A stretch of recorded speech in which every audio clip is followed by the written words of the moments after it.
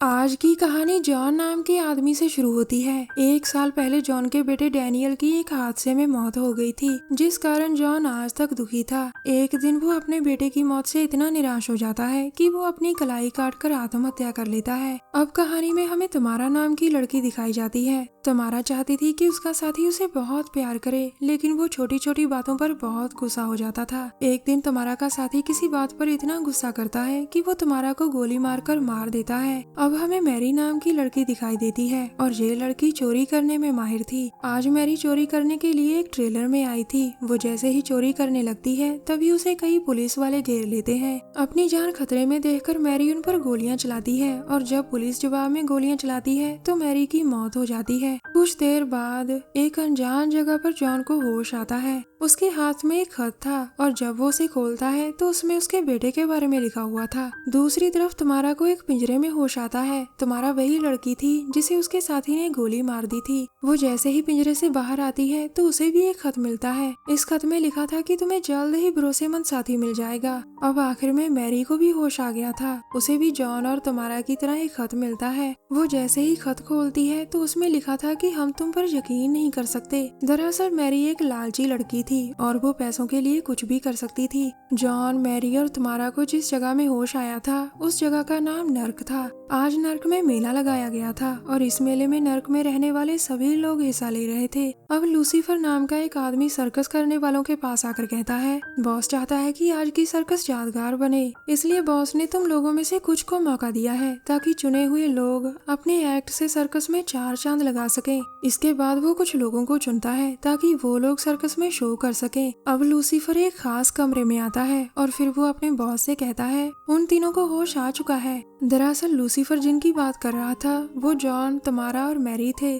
अब बॉस यानी नर्क का शैतान कहता है उन तीनों को वो चीजें दो जिसे वो दिल से चाहते हैं, मगर एक बात का ख्याल रखना, वो चीजें उन्हें मिल ना पाए। वो जो देखना चाहते हैं उन्हें वो दिखाओ, वो जो सुनना चाहते हैं उन्हें वही सुनाओ, लेकिन वो उन चीजों को हासिल ना कर पाए। दरअसल बॉस आज तमारा, जॉन और मैरी को एक नए तरीके से तड़पाना चाहता था। बॉस नर्क का शैतान था और उसका काम था मौत के बाद लोगों को तड़पा तड़पा कर सजा देना। अब जॉन अपने बेटे को तलाश रहा था, लेकिन उसे ये नहीं पता था कि वो इस समय नर्क में है। मैरी को यहाँ काफी दौलत मिलती है और वो भी इस जगह की सच्चाई से बेखबर थी। तमारा तो इस जगह में जितना आगे बढ़ रही थी उसकी उलझनें उतनी ही बढ़ती जा रही थी। इसी दौरान मैरी और जॉन एक दूसरे से मिलते हैं। अब वो जैसे ही आगे बढ़ते हैं तो उनके सामने लूसीफर आ जाता है। लूसीफर टिकट काउंटर में बैठा था और वो उनसे कहता है ये पूरा मेला तुम लोगों के लिए ही है। हमारा बॉस तुम लोगों को स्पेशल ट्रीटमेंट देगा। वो अपनी तरफ से पूरी कोशिश करेगा कि तुम लोग सिर्फ वही देख सको जो तुम लोग देखना चाहते हो। वो अपनी बात जैसे ही खत्म करता है तभी एक आदमी जॉन और मैरी को पकड़कर मेले में ले जाता है। उधर तमारा को पिंजरे में एक आदमी दिखता है जिसका नाम स्कॉर्पियो था। स्कॉर्पियो की आंखों में अजीब सा नशा था और वो तमारा का ध्यान अपनी तरफ खींचता है। वो तमारा से कहता है कि मुझे नीचे गिरा चाकू उठा कर दो। तमारा उसकी बात मानती है और चाकू नीचे से उठाकर उसे दे देती है। अब स्कॉर्पियो पिंजरे का लॉक खोलता है, जिसके बाद वो पिंजरे से आजाद हो गया था। स्कॉर्पियो एक माहिर चाकूबाज था और उसका निशाना कभी नहीं चूकता था। वो तमारा से बहुत प्यार भरी बातें करता है, जिसके बाद तमारा का ध्यान उसकी तरफ खींचता चला जाता है। वो तमारा से कहता है कि मैं तुम्हारे साथ एक्ट करना चाहता हूँ। स्कॉर्पियो ने ये बात इस तरीके से बोली थी कि तमारा उसे मना ही नहीं कर पाती। दूसरी तरफ मैरी चोरी करने का कोई मौका नहीं छोड़ रही थी। उसे मेले में जो भी कीमती चीजें मिल रही थी वो उन पर अपना हाथ साफ कर रही थी। उधर जॉन अपने बेटे को ढूंढता ढूंढता एक टेंट में आ जाता है, लेकिन इस टेंट में कोई नहीं था। दरअसल उसने जब से खत पढ़ा था तभी से उसे लग रहा था कि उसका बेटा यहीं कहीं आसपास ही है। अब वो जैसे ही टेंट से बाहर आता है तो उसे अपना बेटा नजर आता है। जॉन अपने बेटे को देखकर बहुत खुश था, लेकिन ये सिर्फ उसका भ्रम था, क्योंकि जिसे वो अपना बेटा समझ रहा था वो तो एक गुड़िया थी। जॉन हर हाल में अपने बेटे को देखना चाहता था और ये जगह उसे वही दिखा रही थी। इसी बीच मैरी भी एक टेंट में आ जाती है और तभी उसे बहुत सारे लोग पकड़ लेते हैं। वो पहले मैरी के पूरे कपड़े उतारते हैं और फिर उसे कोड़ों से मारने लग जाते हैं। वो उसे इतने कोड़े मारते हैं कि उसकी जान फिर से चली जाती है। दरअसल मैरी एक लालची लड़की थी और इसी लालच के कारण उसे नर्क में कोड़ों की सजा मिलती है। अब बारी तुम्हारा की थी और वो इस समय स्कॉर्पियो के साथ थी। स्कॉर्पियो ने अपनी मीठी मीठी बातों से तुम्हारा का दिल जीत लिया था, जिसके बाद तुम्हारा उस पर यकीन करने लग गई थी। अचानक स्कॉर्पियो कुछ सुनकर एक तरफ भागता है, जिसके बाद तुम्हारा भी उसके पीछे पीछे जाती है। अब वो एक टेंट में आ गई थी और वहाँ उसे स्कॉर्पियो के साथ साथ डॉल भी दिखती है। स्कॉर्पियो जब भी अपना एक्ट करता था तो डॉल उसकी सहायक होती थी, मगर आज स्कॉर्पियो तुम्हारा से कहता है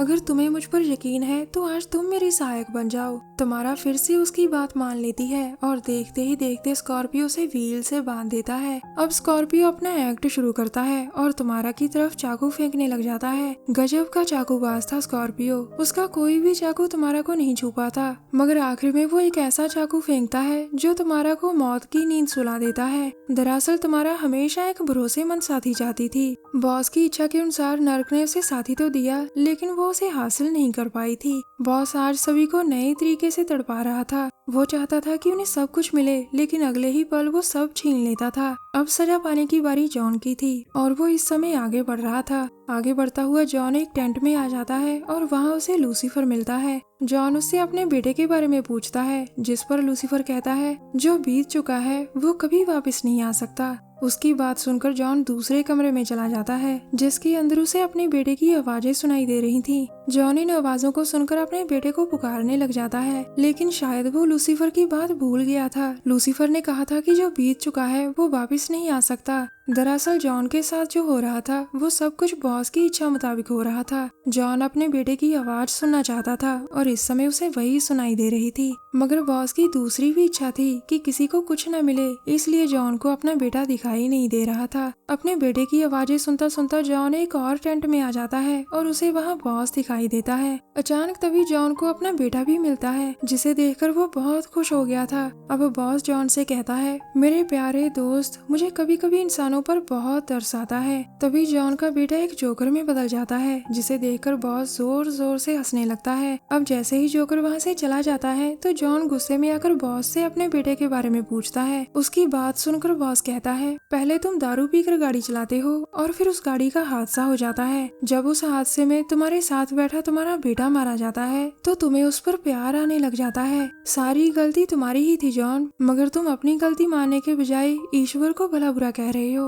तुम्हें अपनी गलती मान लेनी चाहिए और अपने बेटे को ढूंढना बंद कर देना चाहिए। उसकी बातें जॉन पर गहरा असर डालती हैं और वो कहता है मैं अपनी गलती मानता हूँ और आज के बाद कभी भी ईश्वर को कोई शिकायत नहीं करूँगा। उसकी बात सुनकर बॉस कहता है बस मैं यही सुनना चाहता था। अब तुम्हारे सारे पाप खत्म और अब मैं तुम्हें स्वर्ग भेज रहा हूँ। इसके बाद बॉस उसे स्वर्ग जाने के लिए भेज देता है। कहानी के आखिर में बॉस भी मेले का मजा लेता है। बॉस यानी शैतान। वैसे बॉस अक्सर नर्क आने वालों को तड़पा तड़पा कर सजा देता था, लेकिन आज मेले के कारण वो बहुत नरमी से पेश आ रहा था। वो सजा बस एक ही तरीके से देता था और वो तरीका था सब कुछ दो, लेकिन वो इसे हासिल ना कर पाए। हमारी वीडियो देखने के लिए धन्यवाद। प्लीज हमारे चैनल को जरूर सब्सक्राइब करें। मिलते हैं अगली वीडियो में, तब तक के लिए नमस्कार।